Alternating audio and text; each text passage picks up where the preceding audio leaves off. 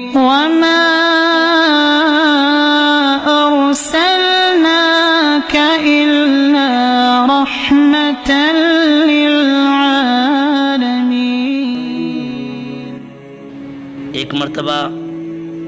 صحابہ کرام کی ایک جماعت آپ صلی اللہ علیہ وآلہ وسلم کے پاس آئی اور آ کے عرض کیا کہ یا رسول اللہ صلی اللہ علیہ وآلہ وسلم، آپ کسی وقت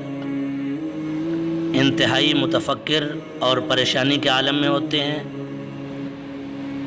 اور کبھی آپ انتہائی خوشی کے عالم میں ہوتے ہیں،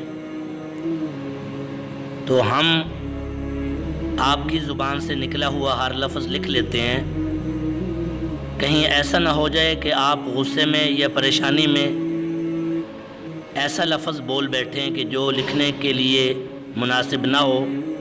اور ہم لکھ لیں، کہیں دین کے اندر فرق نہ آ جائے۔ تو آپ صلی اللہ علیہ وآلہ وسلم نے ارشاد فرمایا کہ مجھے قسم ہے اس ذات کی جس کے قبضہ قدرت میں میری جان ہے، اللہ رب العالمین نے ان دو جبڑوں کے درمیان حق کو جاری کر دیا ہے، حق کے علاوہ کوئی چیز یہاں سے نکلتی نہیں ہے۔ اسی وجہ سے انتہائی خوش مزاح میں آپ صلی اللہ علیہ وآلہ وسلم بھی سچ فرماتے تھے، جھوٹ نہیں۔ ایک مرتبہ آپ کے پاس ایک بوڑھی عورت آئی اور آ کے عرض کیا یا رسول اللہ صلی اللہ علیہ وآلہ وسلم، میرے لیے دعا کر دیں کہ اللہ رب العالمین مجھے جنت عطا فرما دے۔ تو آپ صلی اللہ علیہ وآلہ وسلم انتہائی خوشی کے عالم میں خوش مزاح میں تھے، تو مزاحاً آپ نے فرما دیا کہ اماں جان، کوئی بوڑھی عورت جنت میں نہیں جائے گی۔ تو آپ کی زبان اقدس سے لفظ نکلے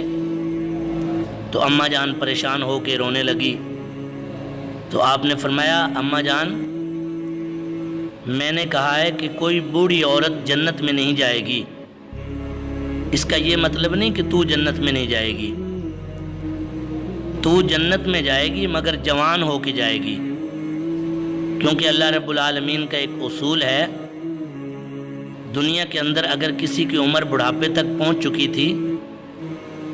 اور جب وہ جنت میں جانے لگے گا تو اس کو جوان کر دیا جائے گا۔ اس لیے آپ کا فرمان مبارک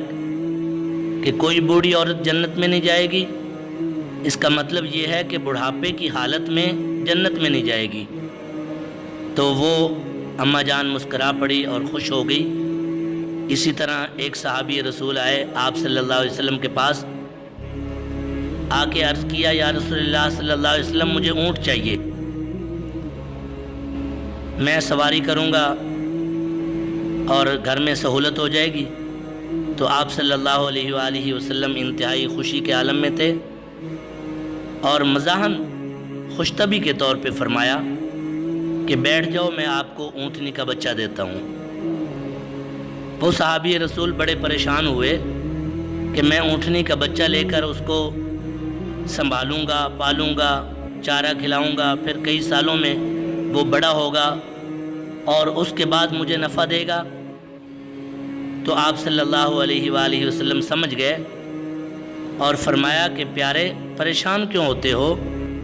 ہر اونٹنی کا بچہ ہی تو ہوتا ہے۔ تو وہ صحابی رسول مسکرا پڑے اور خوش ہوئے، یعنی مزاحاً خوش طبی کے طور پہ بھی آپ نے ہمیشہ سچ فرمایا ہے، جھوٹ نہیں فرمایا۔